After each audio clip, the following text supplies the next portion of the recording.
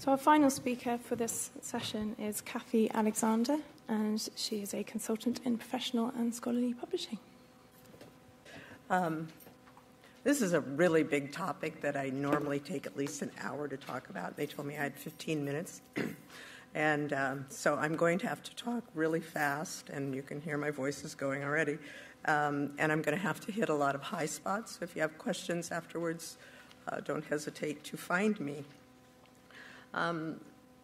There's some pretty standard processes we go through when you're considering going out to bid or issuing a tender for a publishing arrangement. There is development, first of all, making the decision to do it, then issuing the RFP, getting the responses from the publisher, the proposals, the selection of your finalists that you would really like to talk to, and then the interviews, which normally cuts you down to maybe 2 or 3 people or organizations you want to talk to, and then the contract negotiations. So this is, actually I did this several years ago, and it's gone down a little bit in the sense that there are several organizations in the last couple of years who swore they would never, ever do anything other than self-publish, and now they're with a publishing house and working in collaboration. We'll just have to wait and see if that trend continues or not.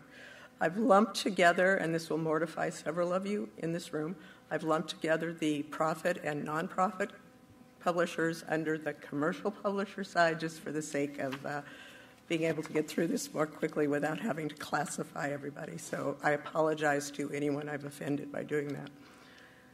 So why consider going to tender? This is an enormously emotional decision for a lot of organizations. It's the debate of even considering it is huge.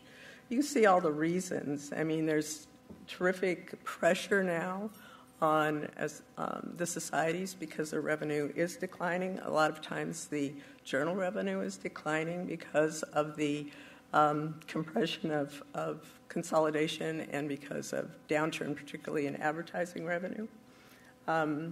You want to expand your offerings, but you know there's a risk to do that, and you're unprotected in that risk. So there's a lot of reasons and a tremendous amount of debate that goes on before you make the decision. Technology costs keep going up. Doesn't necessarily mean you're going to get any more revenue, though. But the one I didn't put on here, and is my personal favorite, is that you have a new executive director who comes in, and he has a friend who's an executive director, and that friend just signed a large contract with a publisher, and he got a boatload of money. And so your new executive director assumes that that's exactly the situation you're going to find, so he wants you to go out for bid. Hard to argue with. So here's some of the common concerns and misconceptions, I think, that are debated when there is that discussion internally about whether or not to go out for bid. But the bottom line is really, what will the commercial publisher offer? What would we really lose if we partnered? What do we have this conception that we would lose, but what would we really lose? And then what are the defining skills that we want to maintain? Because there are things that are not going to be replaced by outsourcing or partnering with a publisher.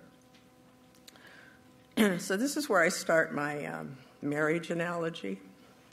The RFP, to me, represents Match.com. You have put yourself out there. You're looking for the perfect partner. And the next thing is the proposals. You get the proposals back, and that's kind of like the preliminary chit-chat and getting to know people a little bit better. And then you have the publisher interviews. That's speed dating. And then you have, you make your selection, so now you're engaged. And then the prenuptial agreement, of course, is the contract. The reason I put this comment up here about the RFP including accurate and complete information, not everybody works with a consultant. A lot of societies, especially smaller ones, tend to do it on their own. And I have gotten calls from people both from publishers and from societies, where the societies are very reluctant to give accurate and complete information about their journal, because they're afraid that if they give complete and accurate information, they won't get a good offer. And so, to just even think that you could consider getting into a relationship, a business relationship, without revealing what your financials are, is kind of hard to get over. And so whereas it might seem like an obvious statement, it isn't to everybody. So the typical deal is here, what the publisher provides as far as services they would take over, and then what the publisher provides as far as financial support to the society. There's, excuse me, as far as the financials, excuse me, as far as the financials are concerned, thank you, I meant to bring that with me. There is absolutely no one-size-fits-all financial deal. Every single one of them is different, and there's different pieces that are more important than other pieces to each society, whether that be guaranteed revenue. You know exactly how much you're going to get every year in terms of royalty, or whether you're willing to go a little less on that side, but you need to have a higher editorial support in the sense of a grant that you get every year to offset your costs. So there's all different ways to balance the financial deal, but there definitely is not a one-size-fits-all.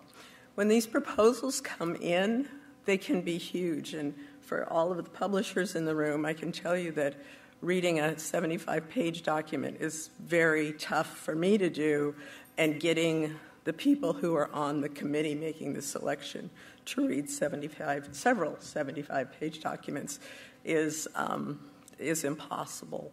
And my only request would be, if there's some way to shorten this, and I don't know how to shorten it, but if there is some way to shorten it, we really have to work on that, because it's getting onerous for everyone. So making the decision, in my mind, is the most challenging and the hardest part that the societies go through. It's not just about the business deal. These interviews that you all go through are enormously important, and the chemistry between you and the people representing the society is enormously important. I've seen decisions reversed where we would go into meetings and there was a first, second, and third choice just based on financials, for example. And after the meeting, it was completely changed around. I'm not saying that any of the organizations negotiating a contract want to have less revenue, but they really do connect with people. And that's an extremely important part of this decision-making. I was not long ago in an interview, and the one person most adamantly opposed to even going through this process said of one of the publishers, "I really like them and I didn't plan on it at all."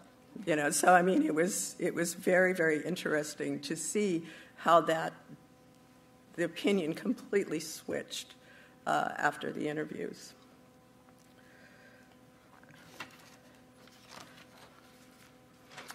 So for me, the important thing to get across to the organizations that I represent is that working with a commercial publisher is really a partnership.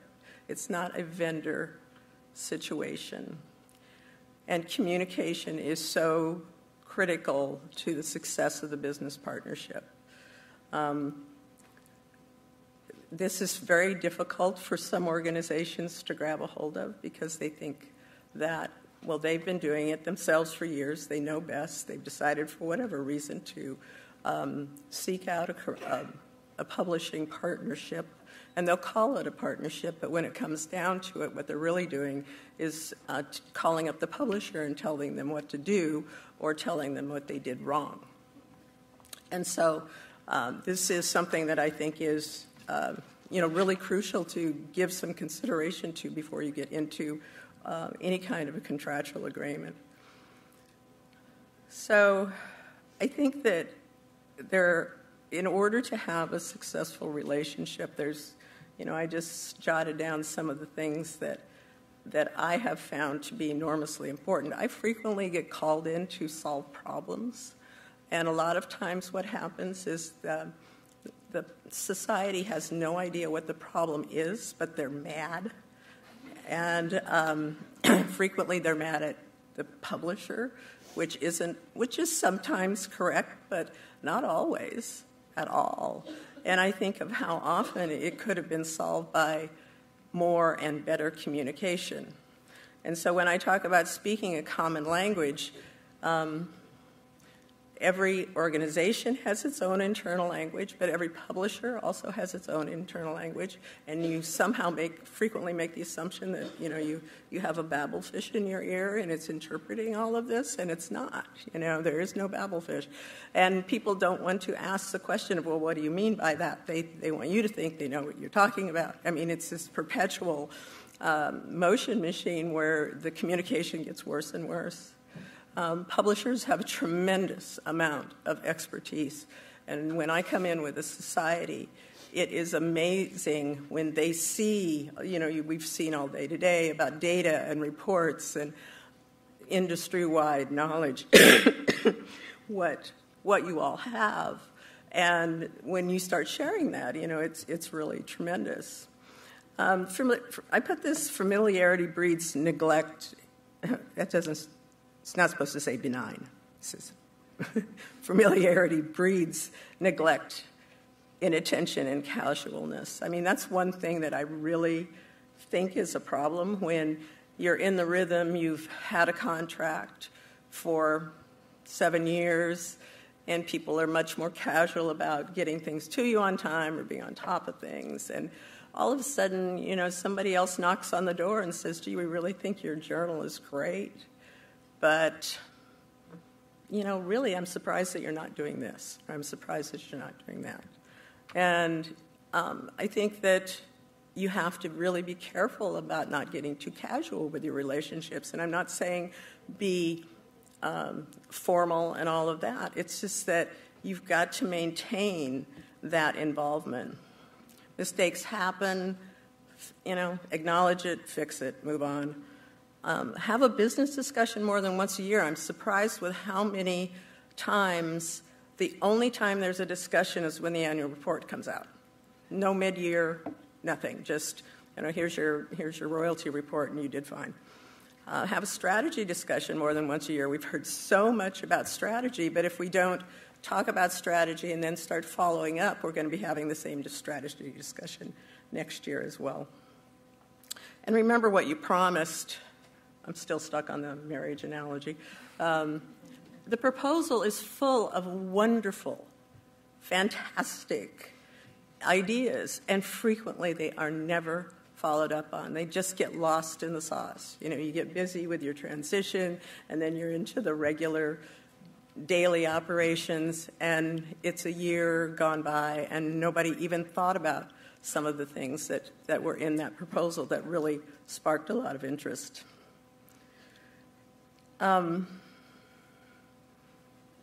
So it's sort of like going back to, the proposal periodically and saying, what did we talk about?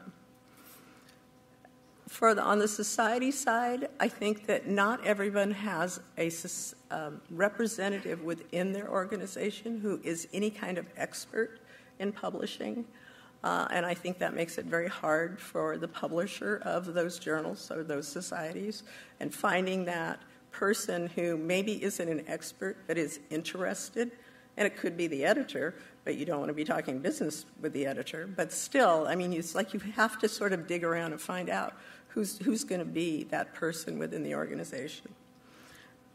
Obviously, no one wants to lose a society account, and I think most societies don't want to move. So I think that the relationship management is just such a huge issue in this business. We're all social media people, and we spend all of our time on our phones or online or whatever. But when I start at the beginning of this process and at the very end, it still is an enormously personal connection that keeps these relationships going.